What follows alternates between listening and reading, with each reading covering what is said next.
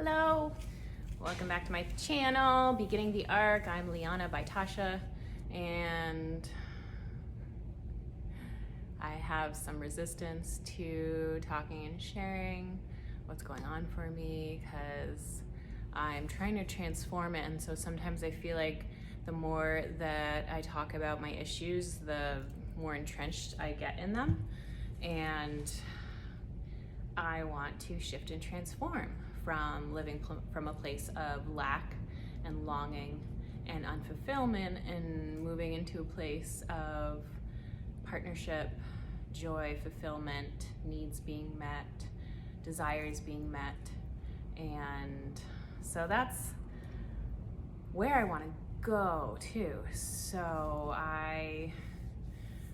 But yeah, I'm feeling a lot of longing for a partnership and just trying to meet my own needs and to stay juicy and alive in this present moment, and letting go of the past, letting go of the future,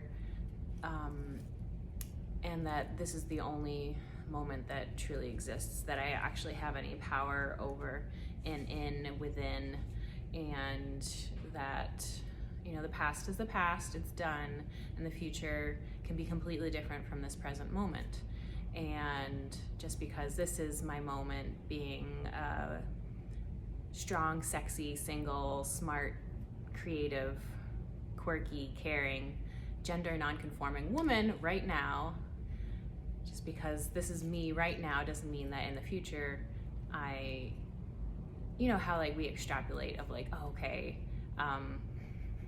well, hopefully I'll always be, you know, all of those good qualities, but there was this other quality, not quality, just a state of being single that I have struggled with for most of my life. And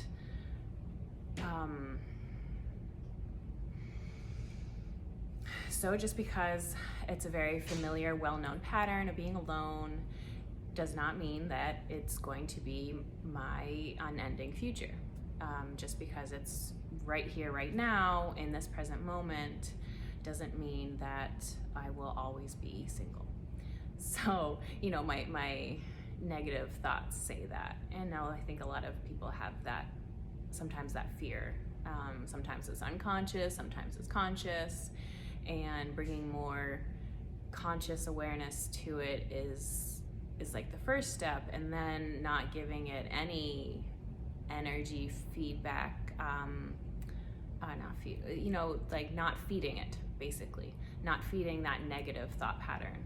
And so I'm trying my best to not feed this negative thought pattern and just be in this present moment, and that this is enough, this is exactly where I am, and who knows what's meant to be and what's not meant to be, but this is where I am, I know that much. And this is the present moment in which I have the ability to create and to meet my own needs and to express and share where I'm at and how I'm staying alive in this kooky world we're in. And so I listened to Noah and the Whale song Second Lover earlier today, and I danced, and I took a beautiful walk here at Maplewood, and had a really deep conversation with myself, with spirit, with my guides, with everyone who can empathically pick up on what I'm saying or thinking, which sometimes I wish that I could just be followed around by and have my own reality TV show. Just everything could be part of my sharing. And yeah, I had a really wonderful time sitting on the bridge and working with myself and my patterns. And yeah, I could have brought my camera out there and videotaped it, because the river's flowing underneath the bridge and little whirlpools. It's very peaceful, but also full of motion. And I love interacting with Mother Earth. I love going barefoot, so it really keeps me alive and awake and tuned in. it's more of a sensational experience too when you're barefoot, because you actually feel the ground, and sometimes it's painful, sometimes there's a pricker, or sometimes I would land on a stick and it doesn't feel so good, but that's life, and that keeps you awake and alive and present and really tuned in and paying attention to Mother Earth and all that she is. And I encourage everyone to be outside as much as possible. She is our non-judgmental healer. She really accepts all that we have and has no judgment in return, and just utter presence. And also for me, as a person who loves being in relationship, I am in a relationship with nature, with Mother Earth, with the birds, with the trees, with the river, with the mud beneath my feet, with the sand, with the little fishies in the river. And it feels so nourishing to know that I am connected to her, and through her connected to all beings. And yeah, really being able to feel oneness, and that exclusion and separation they're an illusion.